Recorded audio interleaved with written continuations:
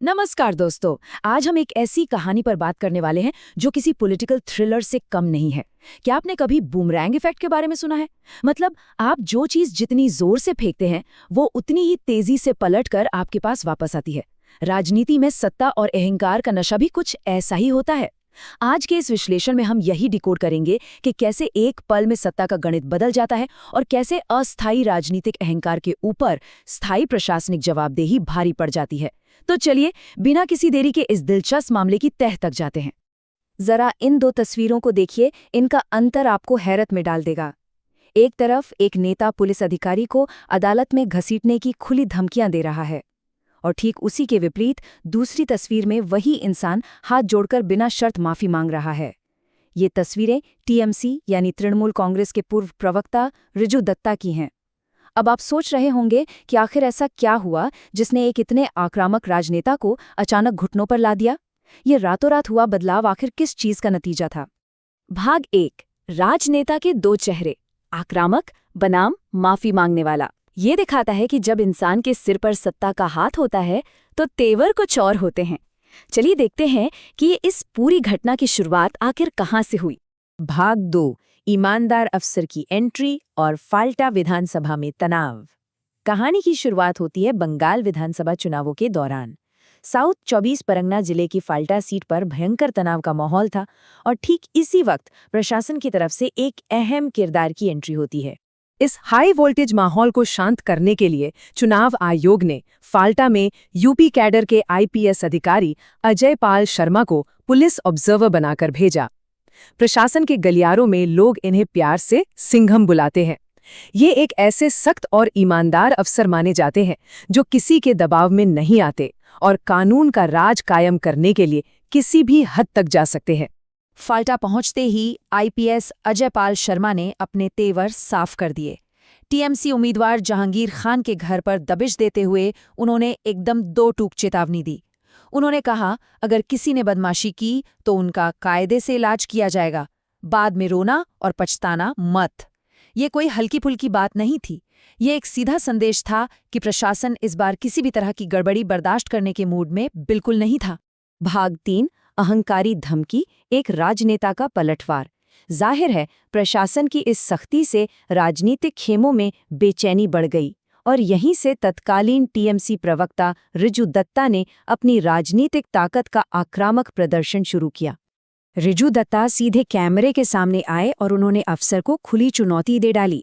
उनके ठीक ठीक शब्द थे, 4 तारीख को नतीजे आने के बाद आप छिप नहीं पाएंगे। आपके खिलाफ एफआईआर होगी, चार्जशीट होगी और आपको घसीटकर कोर्ट लाया जाएगा। जरा सोचिए, एक ड्यूटी पर तैनात ईमानदार आईपीएस अधिकारी को इस तरह डराने धमकाने के पीछे सत्ता का कितना भारी घमंड रहा होगा। भाग 4, अचानक सत्ता परिवर्तन, जब राजनीति का पहिया घूमता है। लेकिन कहते हैं ना, वक्त का पहिया घूमते देर नहीं लगती। इसके बाद जो हुआ उसने सारी राजनीतिक समीकरणों को पलट कर रख दिया। चलिए इस घटनाक्रम को एक एक करके समझते हैं कि चीजें कितनी तेजी से बदलीं। पहला, चुनाव के नतीजे सामने आए।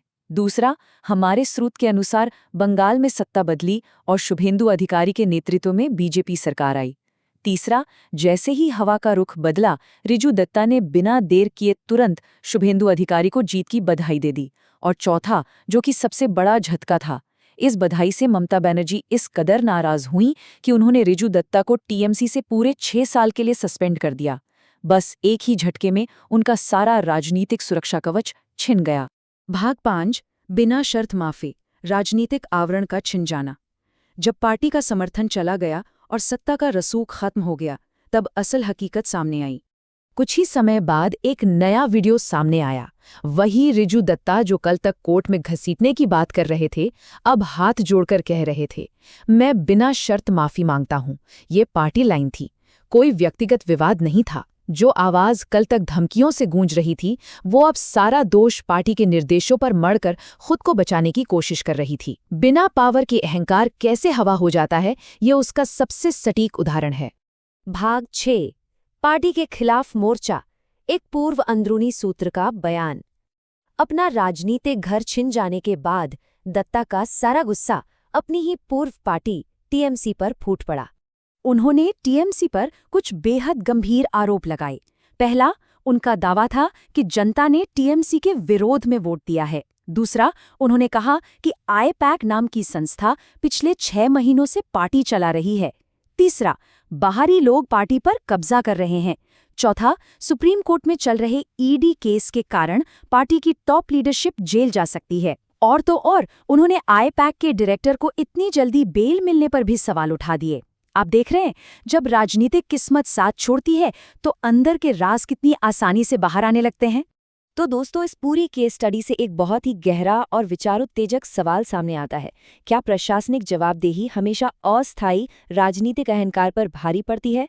आज की ये घटना साबित करती है कि नेताओं की कुर्सी और उनका रुसूख भले ही कुछ समय का हो, लेकिन कानून और प्रशासन की पकड़ अपनी जगह मजबूती से खड़ी रहती है। आप इस बारे में क्या सोचते हैं? इसी सवाल के साथ हम आज की ये चर्चा यहीं समाप्त करते हैं। हमारे साथ जुड़ने और इसे गहराई से समझने के लिए आपका बहुत बहुत धन्यवाद।